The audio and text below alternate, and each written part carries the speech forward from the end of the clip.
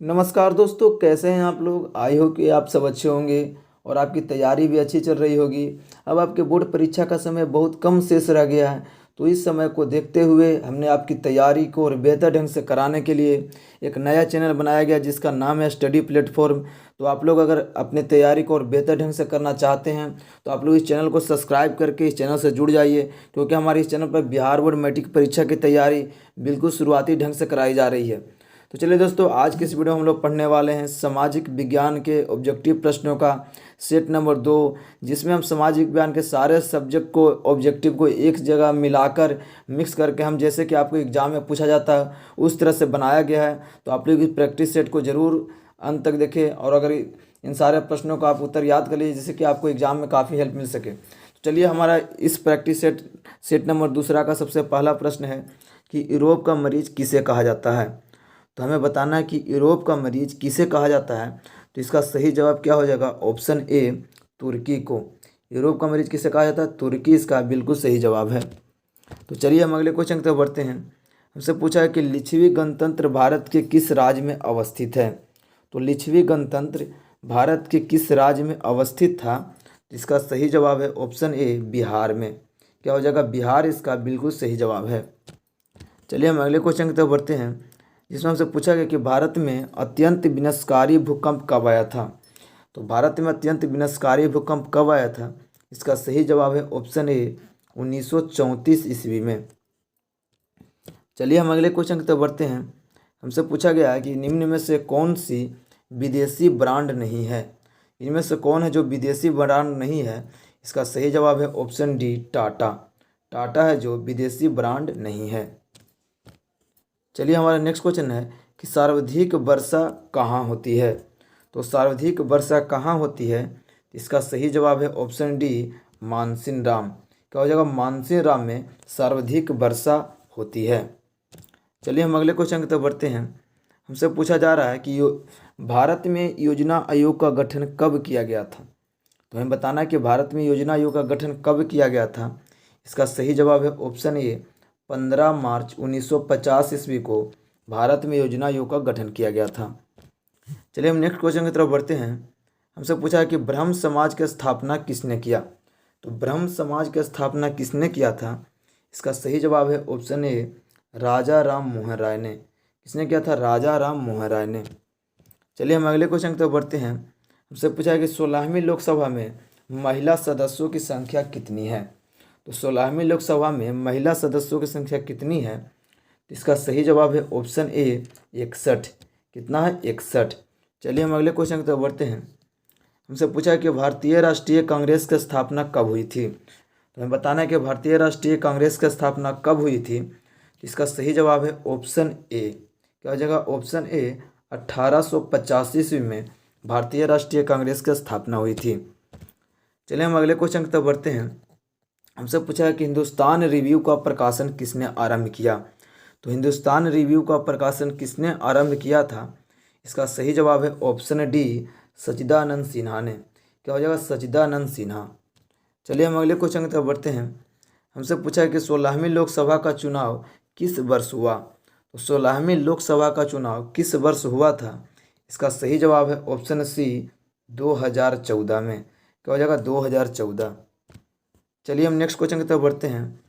हमसे पूछा गया है कि नरेगा के अंतर्गत ग्रामीण मजदूरों को साल में कम से कम कितने दिनों के लिए रोजगार देने की व्यवस्था है।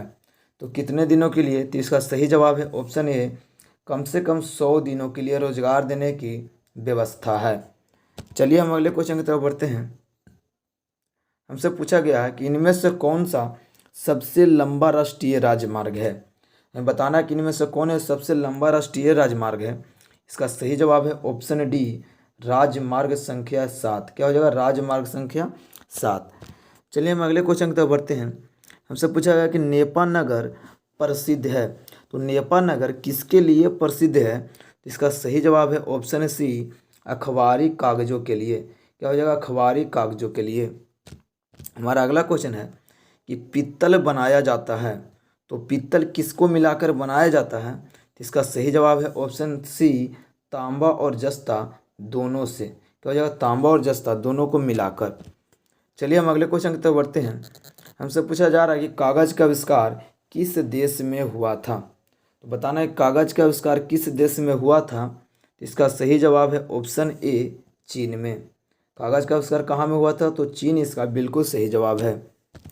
चलिए हम अगले क्वेश्चन की तरफ बढ़ते हैं। हमसे पूछा है कि भारत का सबसे बड़ा बंदरगाह कौन है। तो भारत का सबसे बड़ा बंदरगाह कौन है, इसका सही जवाब है ऑप्शन ए, मुंबई। भारत का सबसे बड़ा बंदरगाह मुंबई है। चलिए हम अगले क्वेश्चन की तरफ बढ़ते हैं।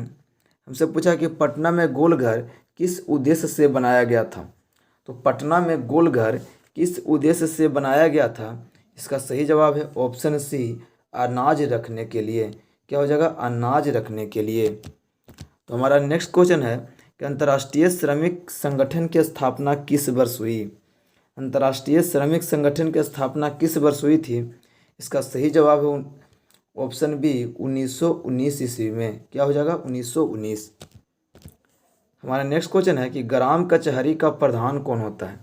बताना हमें कि ग्राम कचहरी का प्रधान कौन होता है, इसका सही जवाब है ऑप्शन बी, सरपंच होता है। क्या हो जाएगा, सरपंच। चलिए हमारा नेक्स्ट क्वेश्चन है कि यंग यूरोप का संस्थापक कौन था। तो यंग यूरोप का संस्थापक कौन थे, इसका सही जवाब है ऑप्शन ए, मेजनी। क्या हो जाएगा, मेजनी। हमारा नेक्स्ट क्वेश्चन है 22 नंबर। हमसे पूछा है कि गांधी जी ने साबरमती आश्रम की स्थापना किस वर्ष किए। तो गांधी जी ने साबरमती आश्रम की स्थापना कब किए थे, इसका सही जवाब है ऑप्शन सी, 1915 ईस्वी में। क्या हो जाएगा, 1915। चलिए हमारा अगला क्वेश्चन है कि झारखंड राज्य का गठन कब हुआ था। तो झारखंड राज्य का गठन कब हुआ था, इसका सही जवाब है ऑप्शन सी, 15 नवंबर 2000 ईस्वी में। चलिए हम अगले क्वेश्चन की तरफ बढ़ते हैं। हमसे पूछा कि 1977 की लोकसभा के चुनाव में किस दल को स्पष्ट बहुमत मिला। 1977 की लोकसभा के चुनाव में किस दल को स्पष्ट बहुमत मिला था, इसका सही जवाब है ऑप्शन बी, जनता पार्टी को। क्या हो जाएगा, जनता पार्टी। चलिए हम अगले क्वेश्चन की तरफ बढ़ते हैं।